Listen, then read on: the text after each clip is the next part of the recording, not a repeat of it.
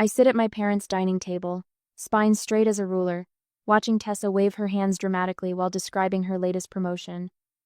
Mom and Dad lean toward her, their faces bright with pride. Their good china gleams under the warm light of Grandma's antique chandelier, a Pierce family heirloom that will never be mine. So there I was, Tessa continues, with the CEO waiting for my presentation, when the projector dies completely.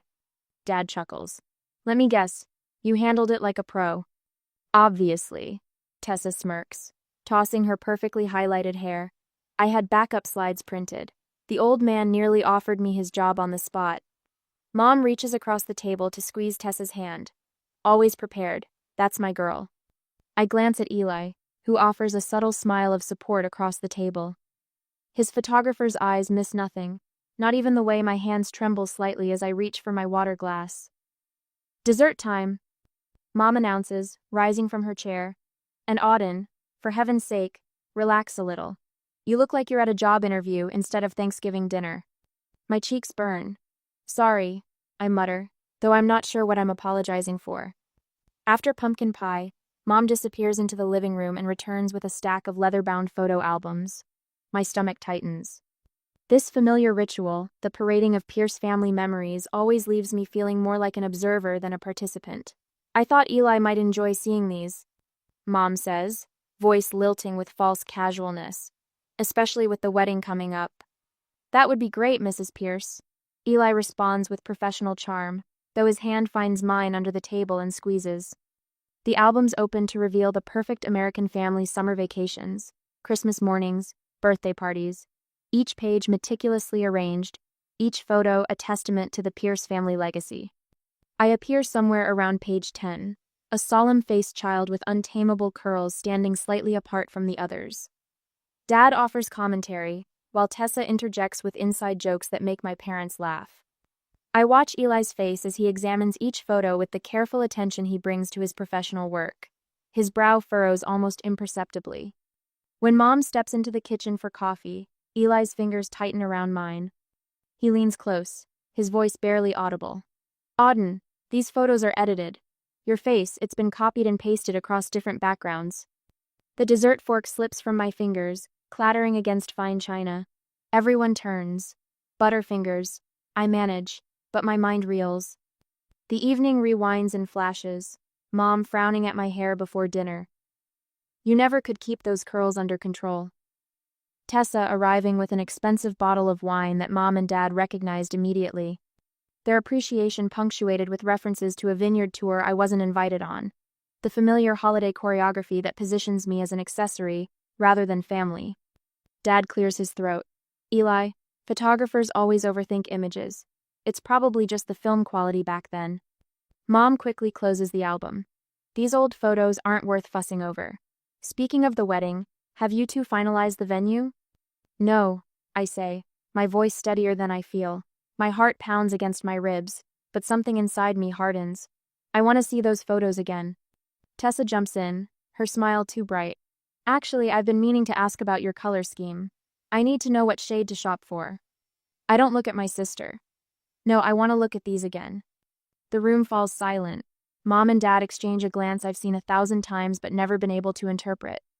Tessa suddenly becomes fascinated with gathering dessert plates. Don't be ridiculous, Auden, Mom says, her fingers white-knuckled around the album. These old things are boring everyone. But I see it now, the fear behind her irritation. For the first time, I realize my entire childhood narrative might be fabricated. The thought makes me dizzy. Eli slides the album toward himself. These compositions are really interesting, Mr. and Mrs. Pierce. The framing choices, especially. He pulls out his phone. Do you mind if I take a few photos? For inspiration? As he snaps pictures of several pages, I watch my parents' faces. The mask of parental indulgence slips just enough for me to see what's underneath panic. And I know with absolute certainty that whatever truth lies behind those altered images will change everything. Later that night, the hotel room door closes behind us with a solid click that feels oddly final. Eli sets his laptop on the desk while I pace the worn carpet, my mind still reeling from dinner. Without a word, he connects his camera to the computer and downloads the photos he took of my family albums. Are you sure about this? I ask, my voice barely audible above the hum of the heating unit. Eli looks up, his expression gentle but determined. You deserve to know, Auden. I nod and perch on the edge of the bed, watching as his fingers fly across the keyboard. The professional software he uses for his photography work fills the screen with complicated menus and options I've never understood. Within minutes, he has several photos open side by side. Look, he says, turning the screen toward me. See how your face is positioned exactly the same way in these 3 different occasions? Same angle, same expression, same lighting, even though the backgrounds are completely different. My throat constricts as I stare at the evidence. It's undeniable. The summer barbecue, Christmas morning, and beach vacation photos all feature the exact same image of my face, digitally inserted into different scenes. That's not possible. I whisper, though the proof is right before my eyes. The software confirms it, Eli says, pointing to numerical values I don't understand. The facial recognition matches are identical, literally 100%. That never happens with genuine different photos.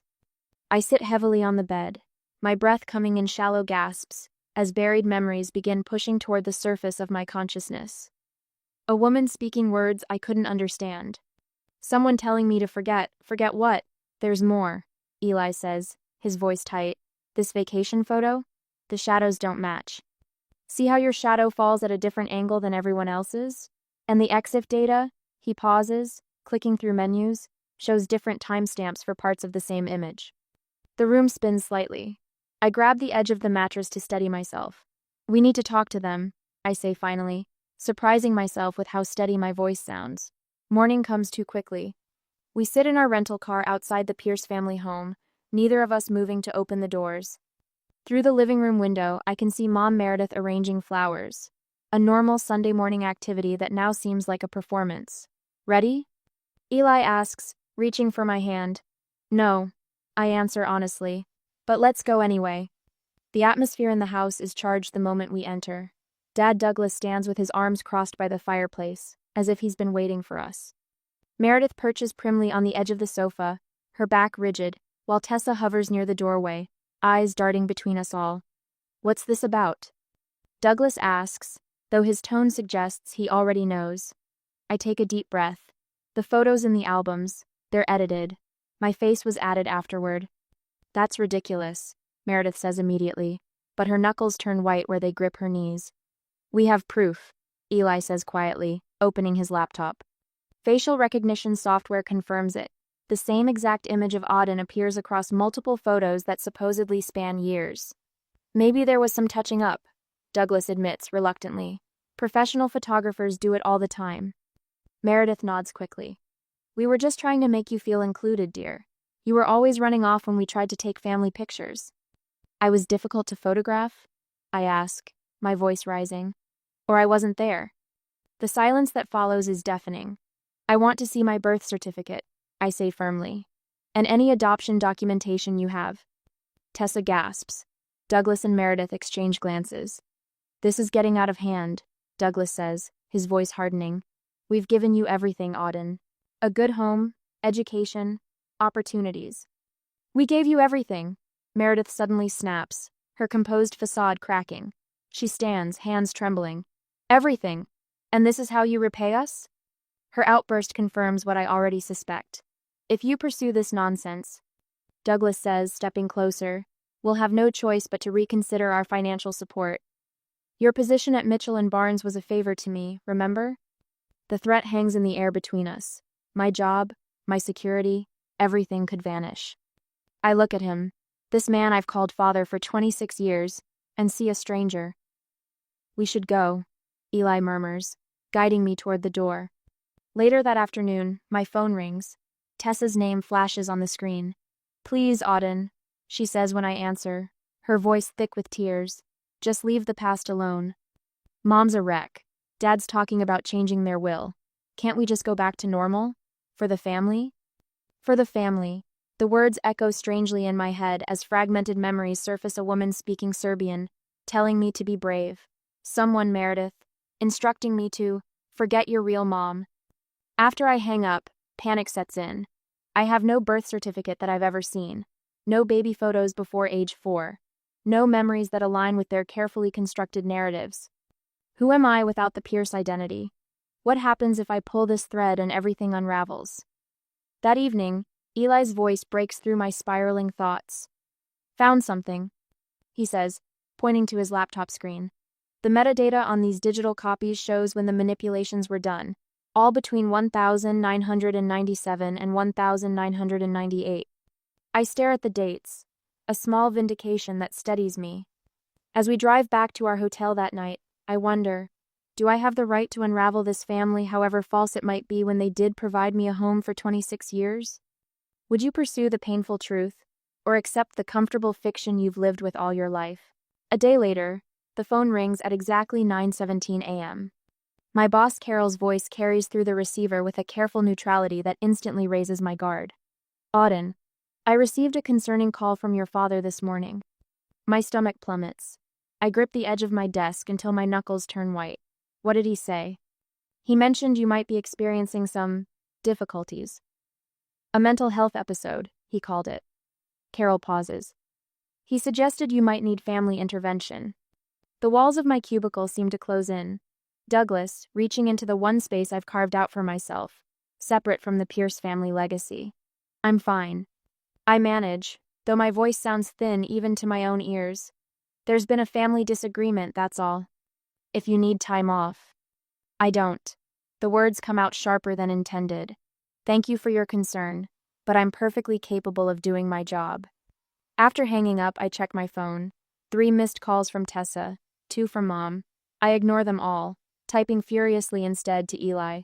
They're coming after my job now. His response comes seconds later. 2 clients canceled this morning. Said they heard I was exploiting family trauma for publicity. Meredith's handiwork, unmistakably. The ground beneath my feet feels increasingly unstable. My family, the people who raised me, are systematically dismantling the scaffolding of my adult life. That night, while chopping vegetables for dinner, the knife slips. A thin line of blood appears across my index finger, and suddenly I'm not in our kitchen anymore. I'm 4 years old, sitting in a cold office with fluorescent lights that make my eyes hurt. Strange adults in suits speak words I don't understand. Someone puts papers in front of me. Smile for the camera, sweetie, a woman says. Not the woman who smells like citrus, a different woman. Wrong woman. This is your new family. Aren't you excited? My chest constricts. The knife clatters to the cutting board as I slide down against the cabinet, gasping for air. Panic claws at my throat. My hands shake uncontrollably as memories surface, fractured, disjointed, but undeniably real. A woman singing in a language I recognize but don't understand. The smell of fresh bread and laundry soap. Someone crying, someone taking my hand and leading me away. When Eli finds me curled on the kitchen floor, he doesn't speak. He simply sits beside me, his steady presence an anchor in the storm of my unraveling past. I don't know what's real anymore. I whisper when I can finally form words. Every memory I have, was any of it true? Or was it all manufactured, like those photos?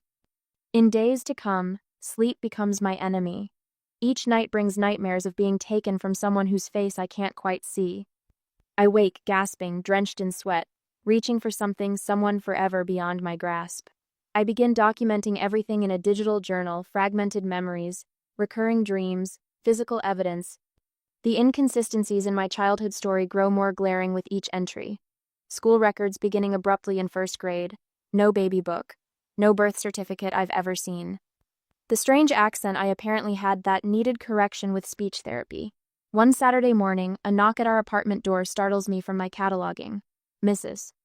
Sullivan, our elderly neighbor, stands in the hallway holding a plate of cookies. Thought you might need some comfort food, she says, eyes crinkling at the corners. You look exhausted, dear. I accept the plate with murmured thanks, already turning to close the door when she adds, You know, I've always thought you reminded me of someone, those distinctive eyes of yours. Never could place it until now. There was a story on the news years ago about missing refugee children. The words freeze me in place. What? But Mrs. Sullivan just pats my arm. Memory plays tricks at my age. Enjoy the cookies. 2 days before Christmas, I drive to the Pierce family home unannounced. Decorations are half-unpacked garland draped across one side of the staircase, boxes of ornaments stacked beside the undecorated tree. Meredith likes everything perfect by the 20th of December. The disruption in routine tells me I've thrown them off balance. Auden. Meredith gasps when she sees me in the doorway. We've been worried sick. Douglas emerges from his study, face hardening at the sight of Eli beside me. Come to continue your photographer's witch hunt? I've come for answers, I say, stepping into the living room without waiting for an invitation. Real ones this time. There's nothing to tell that we haven't already, Douglas begins. Stop lying. My voice doesn't waver. I remember things now. Serbian words. A woman with my eyes. Being told to forget my real mom. Silence stretches between us. Then Douglas sighs, shoulders sagging slightly. We saved you from a war zone. You should be grateful. Eli's hand finds mine, squeezing gently. His voice, when he speaks, is unnervingly calm. You didn't save her. You used her for asylum status, didn't you? The truth passes across Meredith's face like a shadow before she can compose herself. The confirmation hits me with physical force, leaving me breathless. Auden, darling. Meredith recovers, moving toward me with outstretched hands. Everything we did was for your benefit. The life we've given you was built on lies. I take a step back, away from her reaching fingers. My spine straightens as something inside me hardens into resolve. I'm not your invention anymore. I'm going to find out who I really am. Back at our apartment, Eli doesn't go to his studio. Instead, he calls his assistant, arranging to take leave from his upcoming assignments. He spends the night hunched over his laptop, searching international databases for refugee relocations from Montenegro and Serbia in 1997.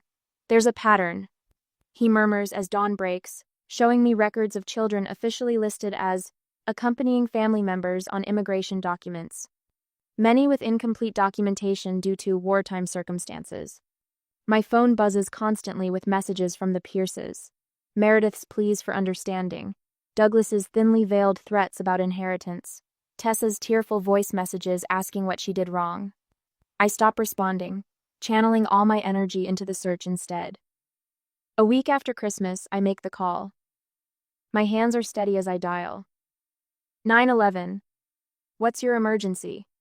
I need to report a crime, I say, voice clear and determined. I believe I was kidnapped as a child. While waiting for the officer to arrive, I recall the name I heard once during a heated argument between Meredith and Douglas, when they thought I was asleep. Novi Sad, then Belgrade. Places they didn't know I remembered. 10 minutes later, the doorbell rings. I open my laptop to show the officer a Facebook profile I've been studying for days. A woman with my same distinctive eyes, living in Novi Sad, Serbia. The woman whose family name is Novic.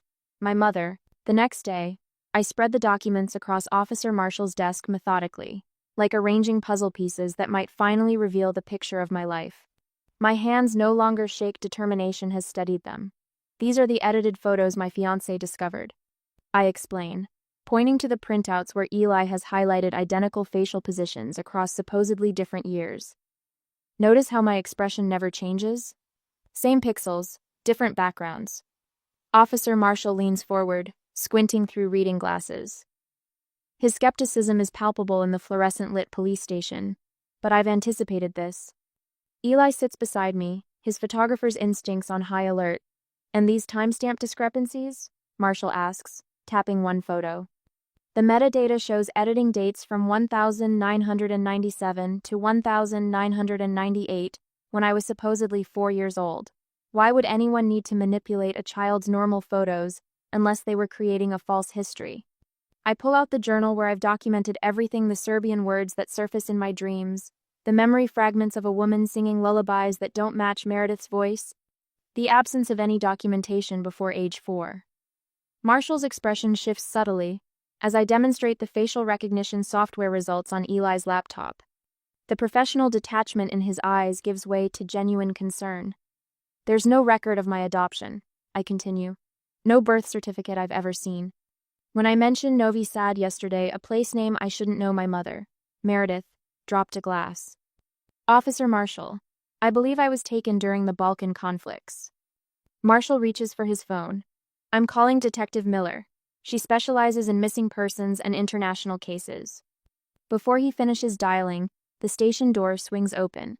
Douglas and Meredith stride in, their casual country club attire, incongruous with the tension etched across their faces. "There you are," Douglas announces with forced joviality. "We've been worried sick." Meredith rushes toward me, maternal concern painted on her features like stage makeup. "Auden, honey, we understand you're going through something difficult. These delusions." "Delusions?" I repeat, not moving from my chair. "The wedding stress?" Douglas explains to Officer Marshall, ignoring me completely. "And she's always had an overactive imagination. When she was little." "When I was little, was I even your child?" My voice cuts through his performance. Marshall watches them closely. "Mr. and Mrs. Pierce, your daughter has presented some concerning evidence. Perhaps you could clarify a few points?" "This is ridiculous." Douglas sputters, but I notice a thin film of sweat along his hairline despite the station's aggressive air conditioning. "We're her parents. We've raised her since." "Since when exactly?" Marshall interrupts. "Miss Pierce says she has no documentation of her early childhood." Meredith steps in, her voice honey-sweet. "There was a house fire when Auden was 5. Many documents were lost. We've explained this." "First time I'm hearing about any fire," I say quietly. Douglas shoots Meredith a warning glance, but she's already talking again, words tumbling out too quickly. "The adoption was private, international. Things were different back then. The paperwork wasn't as stringent." "So there was an adoption?" Marshall clarifies, making notes. "Of course there was." Tessa's voice startles us all. She stands in the doorway, winter coat unbuttoned, cheeks flushed from the cold. "My parents went through proper channels. They still have all the documents at home, even their Yugoslav passports from when they traveled to—" Meredith's sharp intake of breath stops Tessa mid-sentence. "Yugoslav passports?" Detective Miller asks from behind Tessa, having arrived unnoticed during the commotion. "I thought you said the adoption was handled through American agencies, Mr. Pierce." The room falls silent. Douglas's face hardens into something I've never seen before. Not anger, but fear. Detective Miller introduces herself, then makes a call. Within minutes, an agent from Homeland Security is on speakerphone, and the investigation is escalated to federal level. "Immigration fraud crosses jurisdictional boundaries," Miller explains, watching my parents' expressions crumble. Later, alone with Detective Miller, a question stops me cold. "Do you want to press charges against Douglas and Meredith Pierce?" My throat tightens. These people raised me, clothed me, educated me, yet they stole me from someone else, someone who might have spent 26 years wondering where her child disappeared to. When the detective asked if I wanted to press charges against the only parents I'd ever known, I hesitated. Would justice be served by their punishment, or was finding my true identity enough? What would you do when those who raised you are also those who stole you? Back at Eli's apartment, we work in synchronized focus. While Detective Miller provides resources on international missing persons cases, Eli uses translation services to craft a careful message to Andriana Novic, the woman whose Facebook profile shows my eyes staring back from a stranger's face. She responded.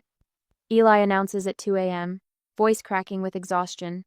The message describes a daughter named Liljana, taken during a refugee processing in 1997. The details match my earliest memories: a blue blanket with yellow stars, a small apartment above a bakery, a lullaby about ravens. When the facial recognition software confirms an 88% similarity match between my features and Adriana's, Adriana's, something breaks loose inside me, relief and grief in equal measure. Morning brings Douglas and Meredith to the police station, shoulders slumped in defeat. The facade has cracked beyond repair. It was wartime, Meredith whispers, eyes fixed on the linoleum floor. Everyone was desperate. Douglas stares at his hands. We made arrangements with someone at the refugee center, a neighbor who knew people. Money changed hands. Detective Miller nods to me.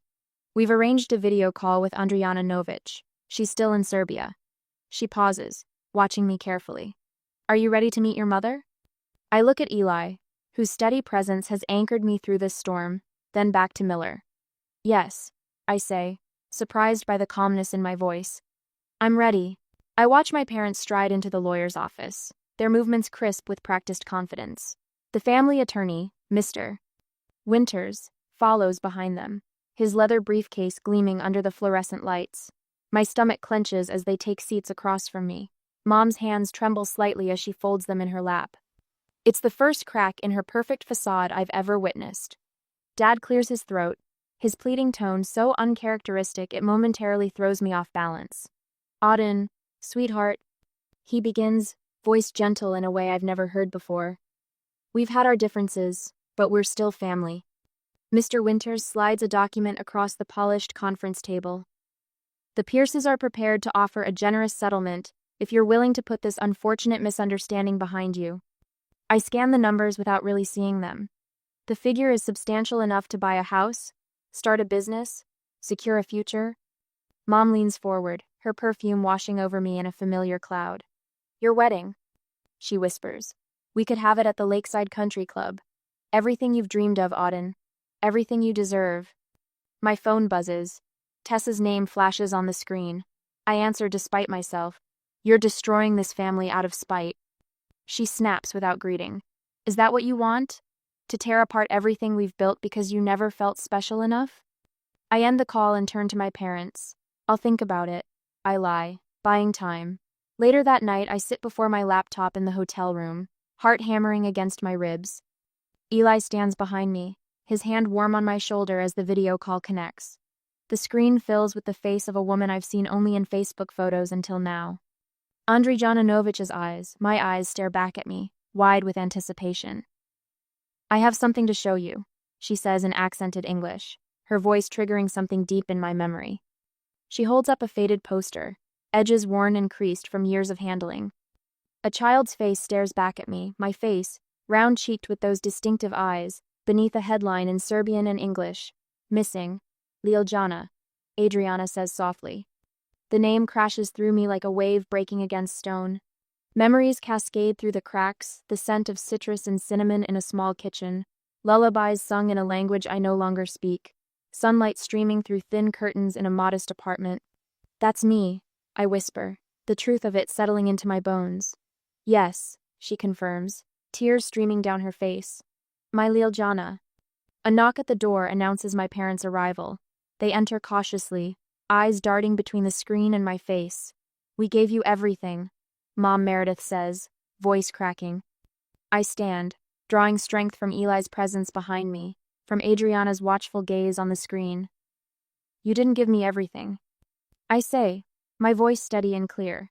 You took everything, my identity, my mother, my history. You stole my life and replaced it with a fiction.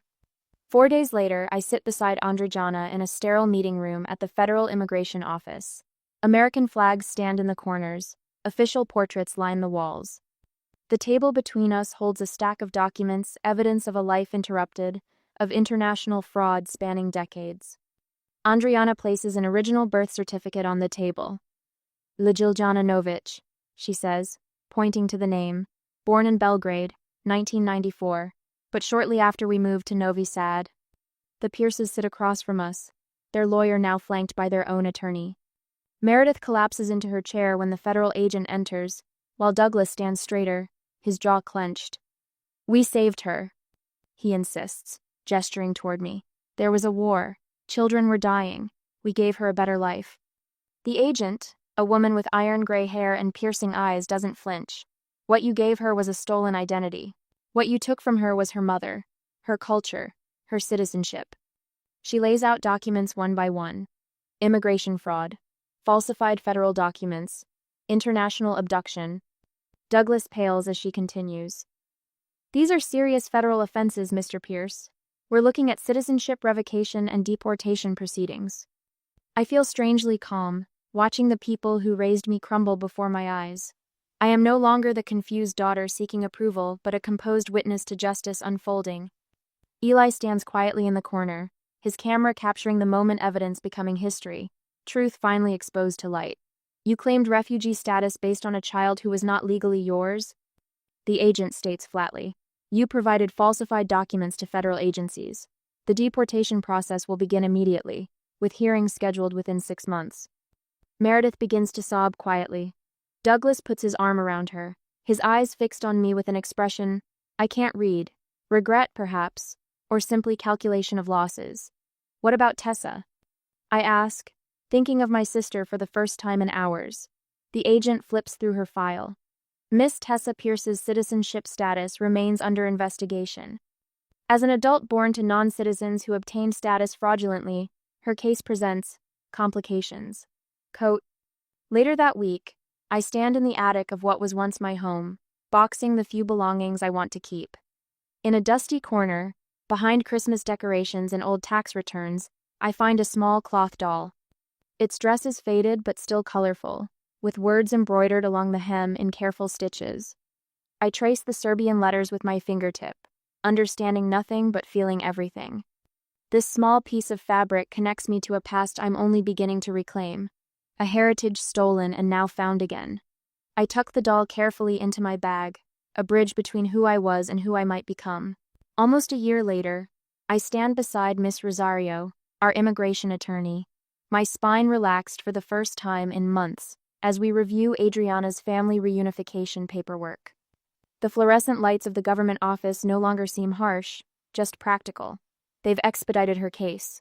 Miss Rosario says, sliding the approved petition across the desk, your testimony and the DNA match were compelling. Your mother should be here within 60 days. Mother. The word still feels new on my tongue, like a forgotten flavor suddenly remembered. Thank you, I say, my voice steady, for believing me when others didn't. Where I once would have shrunk into myself at family gatherings, letting Tessa dominate while I faded into wallpaper, now I lead this reunion process with a certainty that surprises even me. Each night, I practice Serbian phrases from the language app on my phone. The unfamiliar consonants grow more natural with each passing day, connecting me to a heritage the Pierces tried to erase. Last week, I dreamed in Serbian. I woke crying, but they were healing tears. Later that evening, our Thanksgiving table looks nothing like the Pierce family showcase. It's small, round, crowded with mismatched plates in my apartment. Eli arranges a centerpiece of autumn flowers while I set out water glasses. She's here.